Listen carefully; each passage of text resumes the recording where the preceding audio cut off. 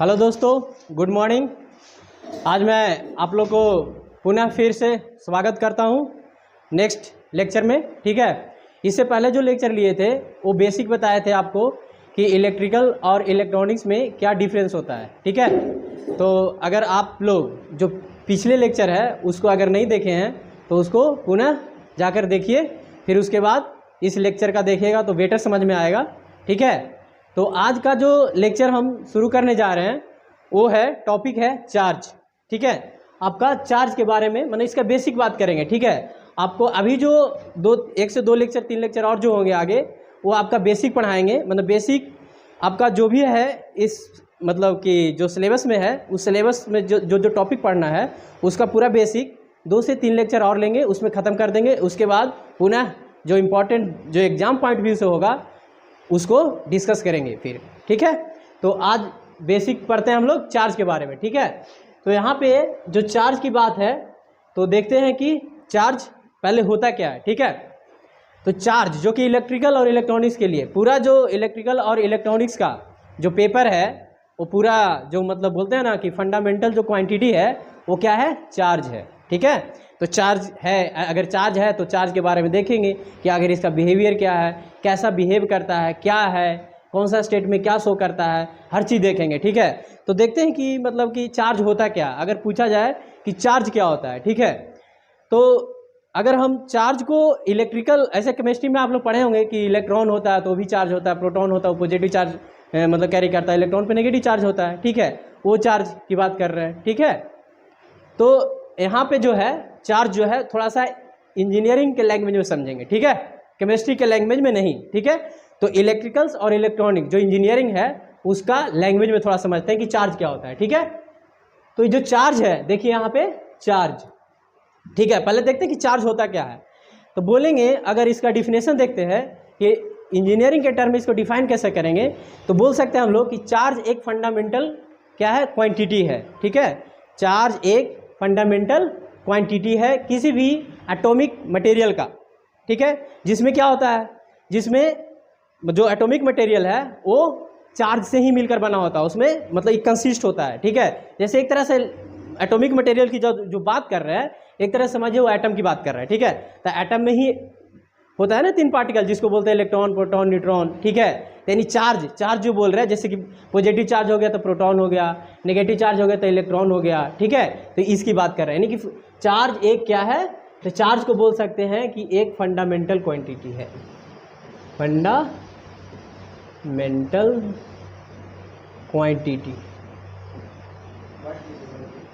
Quantity of atomic material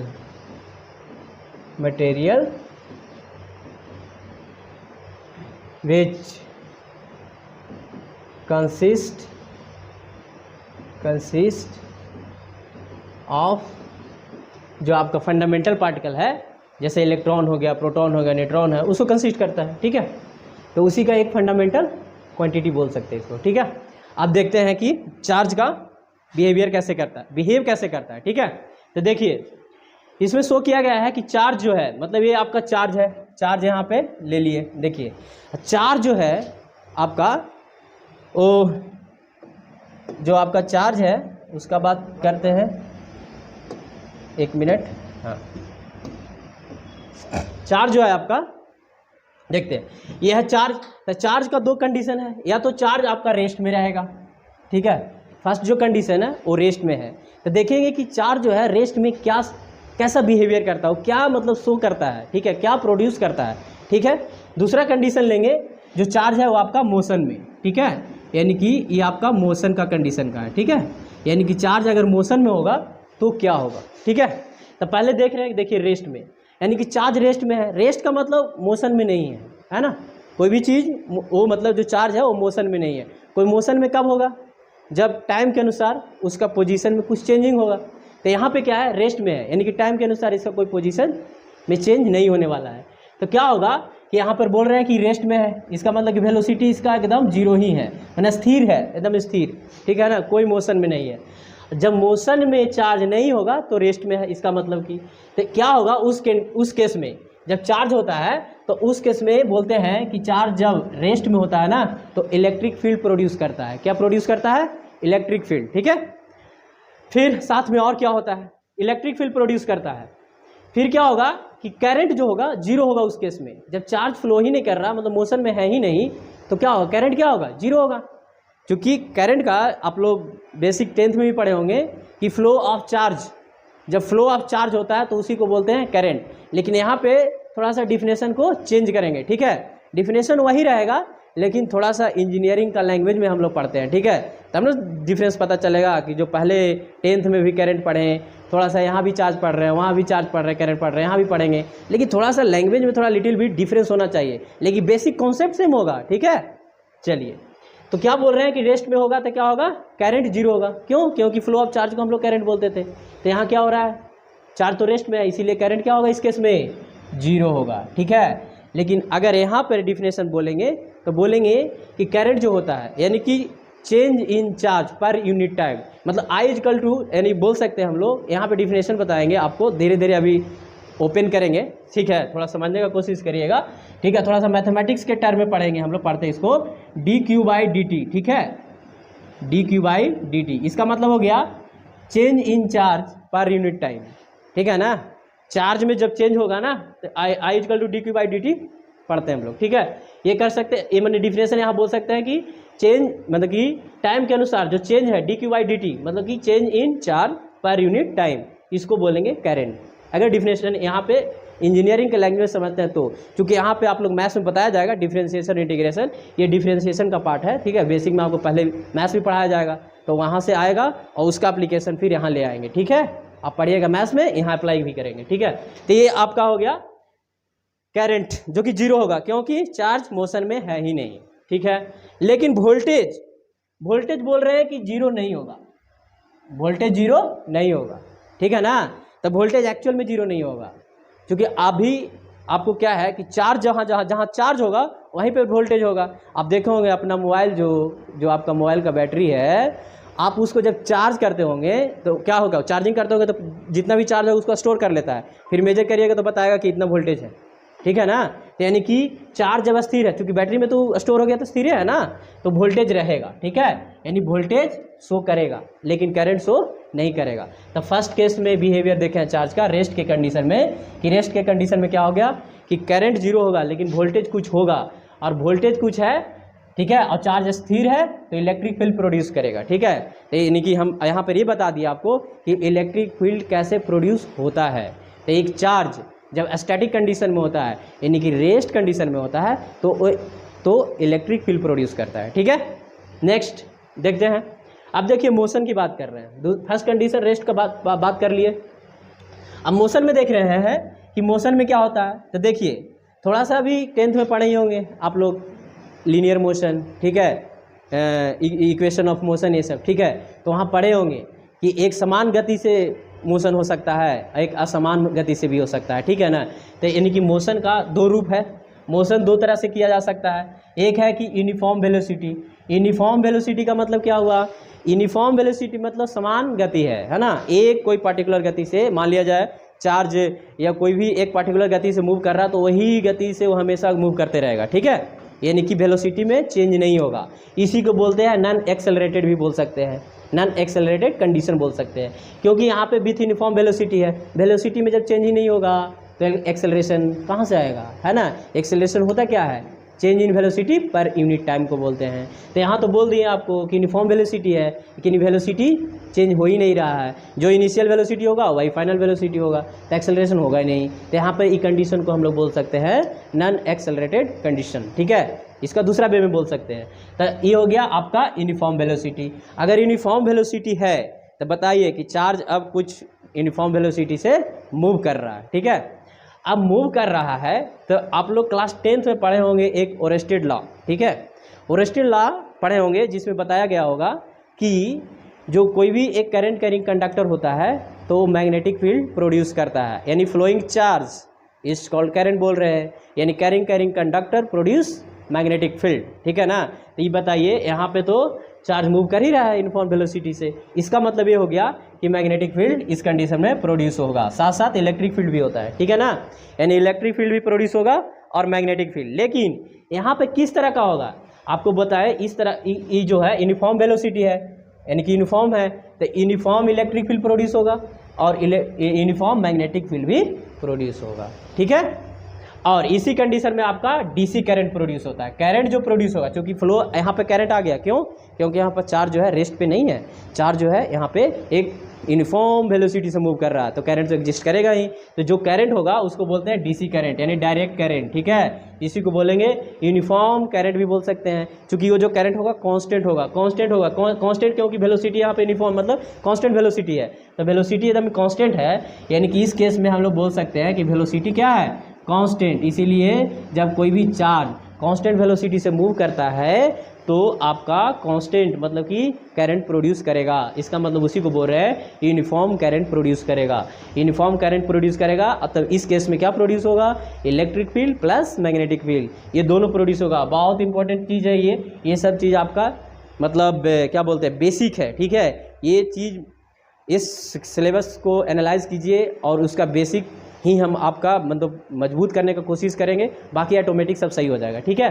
ये सब मतलब कि फैक्ट चीज़ है और बहुत इंपॉर्टेंट है, जिसको आप याद रखना बहुत ज़रूरी है, ठीक है। चलिए ये कंडीशन पढ़ लिए कि चार्ज जब मोशन में होगा तब पहला कंडीशन हो गया आपका यूनिफॉर्म वेलोसिटी का, ठीक है। अब देखते हैं नेक्स्ट, तो नेक्स्ट देख रहे हैं कि जो कंडीशन है वो है नॉन यूनिफॉर्म वेलोसिटी का, ठीक है। ये है आपका नॉन यूनिफॉर्म वेलोसिटी का। नॉन यूनिफॉर्म वेलोसिटी मतलब क्या होगा, एक समान वेलोसिटी मतलब कि कोई उसका एक पार्टिकुलर वेलोसिटी ही नहीं है ना, यानी कि इसी को बोलते हैं एक्सेलरेटेड चार्ज भी बोल सकते हैं। इसको बोल देते हैं नॉन एक्सेलरेटेड, तो इसको बोल सकते हैं एक्सेलरेटेड चार्ज, ठीक है, एक्सेलरेटेड चार्ज, ठीक है। यहाँ पे एक्सेलरेटेड चार्ज बोल सकते हैं इसको, कोई दिक्कत नहीं है, क्योंकि यहाँ पर वेलोसिटी में क्या हो रहा है, चेंज हो रहा है, ठीक है। यानी अभी कुछ वेलोसिटी है, बाद में कुछ और हो रहा है, इसका मतलब एक्सेलरेशन क्या हो गया, एग्जिस्ट कर रहा है वहाँ पे, है ना। हाँ, तो यानी कि जब वेलोसिटी में चेंज होगा समय के अनुसार तब एक्सेलरेशन एग्जिस्ट करेगा, इसीलिए बोलते हैं, इसको बोल सकते हैं एक्सेलरेटेड चार्ज, ठीक है ना। तो जब एक्सेलरेटेड चार्ज होगा यानी कि नॉन यूनिफॉर्म वेलोसिटी है, उस केस में क्या होगा, तो उस केस में आपका जो प्रोड्यूस होगा वो करंट भी प्रोड्यूस होगा, क्योंकि यहाँ पे भी तो फ्लो कर रहा है चार्ज, लेकिन एक्सेलरेटेड मोशन मैंने हमेशा समय के अनुसार वेलोसिटी में उसमें चेंज होते जा रहा है, इसीलिए बोल रहे हैं कि उसको एक्सेलरेटेड चार्ज बोल रहे हैं, है ना। तो इस केस में जो करंट प्रोड्यूस होगा वो एसी करंट प्रोड्यूस होगा, ठीक है ना। एसी करंट मतलब अल्टरनेटिंग करंट, इसी को बोलते हैं टाइम वेरिंग करंट। क्यों? क्योंकि समय के अनुसार यहाँ पे नॉन यूनिफॉर्म वेलोसिटी में क्या हो रहा है, समय के अनुसार वेलोसिटी में चेंज हो रहा है ना। तो इसी तरह से समय के अनुसार करंट में भी चेंज होगा। क्यों? क्योंकि ये चार्ज जो है नॉन यूनिफॉर्म वेलोसिटी से हमेशा चेंज कर रहा है अपना वेलोसिटी को, तो इसी तरह से इस चार्ज के द्वारा जो करंट प्रोड्यूस होगा वो भी हमेशा समय के अनुसार वेरी करेगा, इसीलिए बोल रहे हैं इसको टाइम वेरिंग करंट यानी अल्टरनेटिंग करंट, है ना। समय के अनुसार हमेशा ही अपने आप को चेंज करते जाएगा, ठीक है। ये हो गया आपका। अच्छा, अब इस कंडीशन में प्रोड्यूस क्या करेगा, तो इस कंडीशन में जो प्रोड्यूस करेगा ये तीनों प्रोड्यूस करता है, समझे ना। ये आपका इलेक्ट्रिक फील्ड भी प्रोड्यूस करेगा, EF मतलब इलेक्ट्रिक फील्ड है, और आपका मैग्नेटिक फील्ड भी प्रोड्यूस करेगा, और आपका इलेक्ट्रोमैग्नेटिक वेव भी प्रोड्यूस करेगा। तो AC जो सप्लाई है एक तरह का ये इलेक्ट्रोमैग्नेटिक वेव है, पढ़ते ही हैं कि लाइट क्या है आपका, लाइट भी क्या है, लाइट उसको इलेक्ट्रोमैग्नेटिक वेव भी पढ़ते हैं, उसको बोलते हैं कि लाइट भी एक इलेक्ट्रोमैग्नेटिक वेव है, ठीक है ना। मतलब कि इस केस में इलेक्ट्रोमैग्नेटिक वेव प्रोड्यूस हुआ, है ना। तो आपको इस जो यहाँ पर देखिए अभी यहाँ तक का, तो इसमें आपको क्या बताएं कि चार्ज बताएं, चार्ज का बिहेवियर बताएं। इसमें ये बताया गया आपको, पहला मतलब हमको इतना ही ज़रूरी है कि डीसी करंट प्रोड्यूस कैसे किया जाता है, फिर एसी करंट प्रोड्यूस किया कैसे जाता है, ठीक है। आखिर DC current direct current constant होता है, क्यों कांस्टेंट होता है, यहाँ सब रीजन मिल रहा है आपको। टाइम वेरिंग करंट बोलते हैं, जिसको साइनोसॉइडल भी बोलते हैं, साइनोसॉइडल नेचर जो शो करता है। तो बताइए, इसको बोल रहे हैं कि टाइम वेरिंग है। टाइम वेरिंग क्यों बोल रहे हैं, आखिर टाइम वेरिंग होता क्या है, प्रोड्यूस हुआ कैसे, आपको हर चीज़ यहाँ पे समझा दिया गया, ठीक है ना। ठीक है, A to Z का आपको एक्सप्लेनेशन दे दिया गया। फिर कोई पूछ देता है कि मैग्नेटिक फील्ड प्रोड्यूस कैसे किया जाता है, इलेक्ट्रिक फील्ड प्रोड्यूस कैसे किया जा सकता है, इलेक्ट्रोमैग्नेटिक वेव कैसे प्रोड्यूस किया जा सकता है। I have discuss all this topic यहाँ पे क्लियर कर चुके हैं, ठीक है ना। तो ये था आपका चार्ज का थोड़ा सा मतलब कि बिहेवियर देखे। इससे हमको ये पता चला कि डीसी कैसे जनरेट होता है, डीसी होता कैसे है, आखिर डायरेक्ट करंट होता है, आखिर बोलते हैं कांस्टेंट होता है, क्यों होता है, आखिर क्यों कांस्टेंट हो रहा है, क्योंकि चार्ज यहाँ पे यूनिफॉर्म वेलोसिटी से था, यानी कांस्टेंट वेलोसिटी से था, इसीलिए भी कांस्टेंट होगा, है ना। यानी और इस केस में इलेक्ट्रिक फील्ड मैग्नेटिक फील्ड दोनों प्रोड्यूस करेगा। इस केस में आपका नॉन यूनिफॉर्म वेलोसिटी था, जिसमें क्या हुआ, हमेशा समय के अनुसार वेलोसिटी चेंज कर रहा है। जब चेंज कर रहा है तो जो करंट प्रोड्यूस होगा वो भी हमेशा चेंज करेगा, यानी टाइम वेरिंग होगा, है ना। लेकिन इस केस में फिर देखिए electric field, magnetic field plus electromagnetic wave, ये तीनों प्रोड्यूस होगा, ठीक है। चलिए अब देखिए यहाँ पे थोड़ा सा कि जैसे चार्ज की बता दिए कि चार्ज होता क्या है, फिर बताया कि चार्ज का मतलब बिहेवियर से एसी कैसे प्रोड्यूस होता है, डीसी कैसे प्रोड्यूस होता है, इलेक्ट्रिक फील्ड कैसे प्रोड्यूस होता है, मैग्नेटिक फील्ड कैसे प्रोड्यूस होता है, इलेक्ट्रोमैग्नेटिक वेव कैसे प्रोड्यूस होता है। अब थोड़ा सा देखते हैं कि चार्ज पढ़े होंगे आप लोग कि पॉजिटिव चार्ज होता है, नेगेटिव चार्ज होता है, ये कैसे होता है, ठीक है ना। चार्ज बोलते हैं कि पॉजिटिव चार्ज होता है, दो तरह के चार्ज पढ़े होंगे, पॉजिटिव चार्ज और नेगेटिव चार्ज, ठीक है ना। तो देख लेते हैं। देखिए ये जो चार्ज है ना, चार्ज पॉजिटिव कब हो सकता है, सिंपली केमिस्ट्री में पढ़े होंगे, किसी भी एटम पर नेगेटिव चार्ज आता है, किसी भी एटम पर पॉजिटिव चार्ज आता है, ये भी पढ़े होंगे केमिस्ट्री में, बेसिक है। तो कोई एटम पर चार्ज मतलब कि कोई एटम है, मान लेते कोई भी एटम, थोड़ा सा देख लेते हैं। मान लिया एक ए नाम का कोई एटम है, अभी ये क्या है, कोई चार्ज नहीं है, लेकिन इस पर चार्ज कैसे आएगा, चार्ज नेगेटिव आएगा या तो पॉजिटिव आएगा, दो तरह का चार्ज इस पर आएगा, या तो पॉजिटिव होगा या तो नेगेटिव, ठीक है। अगर ये इलेक्ट्रॉन को डोनेट कर देता है, इलेक्ट्रॉन को ही डोनेट कर दिया तो क्या आ जाएगा, नेगेटिव चार्ज, ठीक है। ये सॉरी उल्टा हो गया थोड़ा सा, ठीक है, उल्टा लिखा गया। एक मिनट, किधर गया आपका, एक मिनट,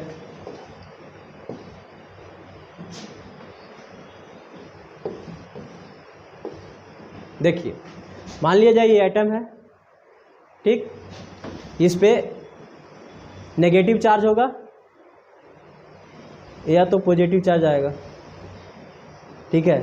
अगर ए है एटम, अगर वो इलेक्ट्रॉन दे देता है किसी को, यानी डोनेट कर दिया, इलेक्ट्रॉन डोनेट करेगा तो क्या हो जाएगा आपका पॉजिटिव आ जाएगा, ठीक है ना। यानी कि पॉजिटिव चार्ज होगा कब, जब मतलब कि लॉस ऑफ इलेक्ट्रॉन भी बोल सकते हो उसको, लॉस ऑफ इलेक्ट्रॉन होगा तो, अब गेन ऑफ इलेक्ट्रॉन करेगा तो नेगेटिव चार्ज होगा, यानी गेन ऑफ इलेक्ट्रॉन होगा। ये केमिस्ट्री में थोड़ा सा पढ़े होंगे, ठीक है, गेन ऑफ इलेक्ट्रॉन होगा तो, ठीक है।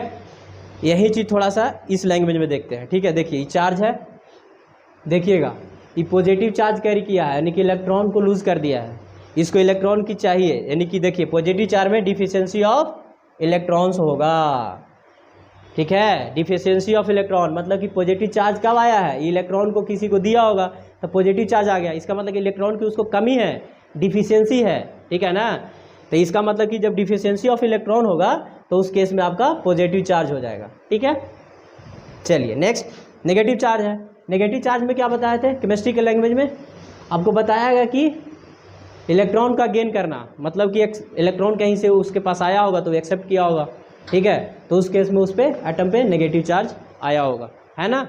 चलिए अब यहाँ पे इंजीनियरिंग भाषा में देखिए, यानी कि चार्ज का एबंडेंस ऑफ इलेक्ट्रॉन की बात कर रहा है। एबंडेंस का मतलब बहुत मात्रा में उसके पास इलेक्ट्रॉन है ना, बहुत इलेक्ट्रॉन है तो नेगेटिव चार्ज हो गया, है ना। तो बहुत इलेक्ट्रॉन है तो उस केस में नेगेटिव चार्ज होगा, अगर डिफिशियंसी कमी है इलेक्ट्रॉन का तो पॉजिटिव चार्ज होगा।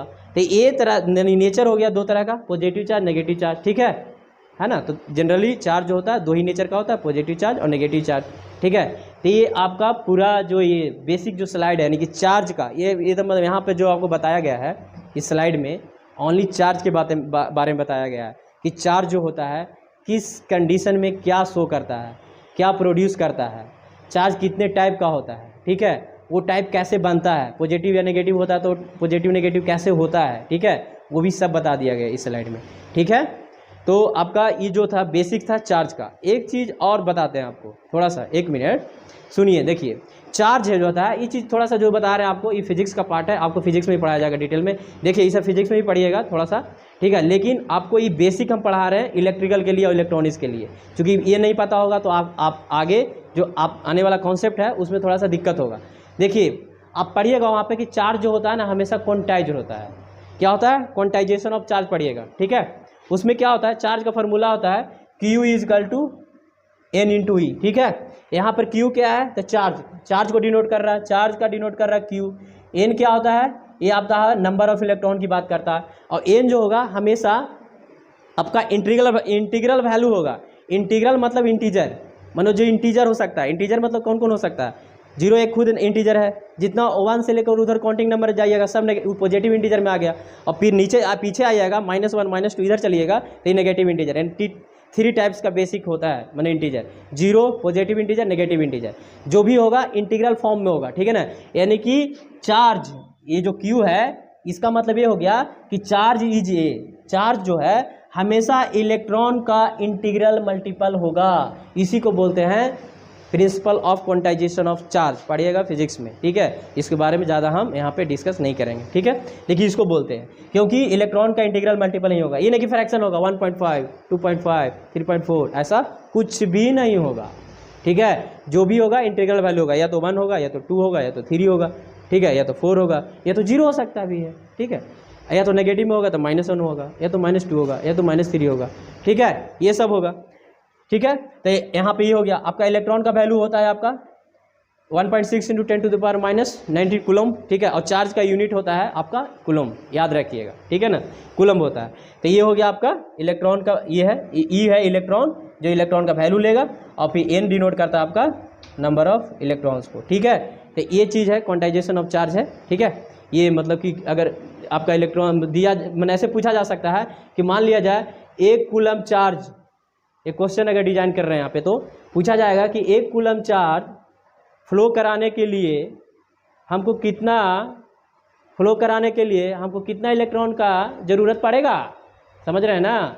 मतलब कि 1 कूलम चार्ज मानो 1 कूलम चार्ज है, 1 कूलम चार्ज फ्लो कराने के लिए कितना इलेक्ट्रॉन चाहिए, तो कैसे निकालिएगा। इसका मतलब एन, इलेक्ट्रॉन का वैल्यू तो पता है आपको, और कूलम दे दिए आपको, क्यू का वैल्यू दे दिए, हमको निकालना एन का वैल्यू। तो एन बराबर इस रिलेशन से क्या निकालिएगा, n equal to q divided by e. अब यहाँ से आप इसको हटा देते हैं, इसको छोड़िए, यहाँ पे आ गया क्यू का वैल्यू 1 कूलम, और डिवाइड कर दीजिए आप 1.6 × 10⁻⁻90 कूलम।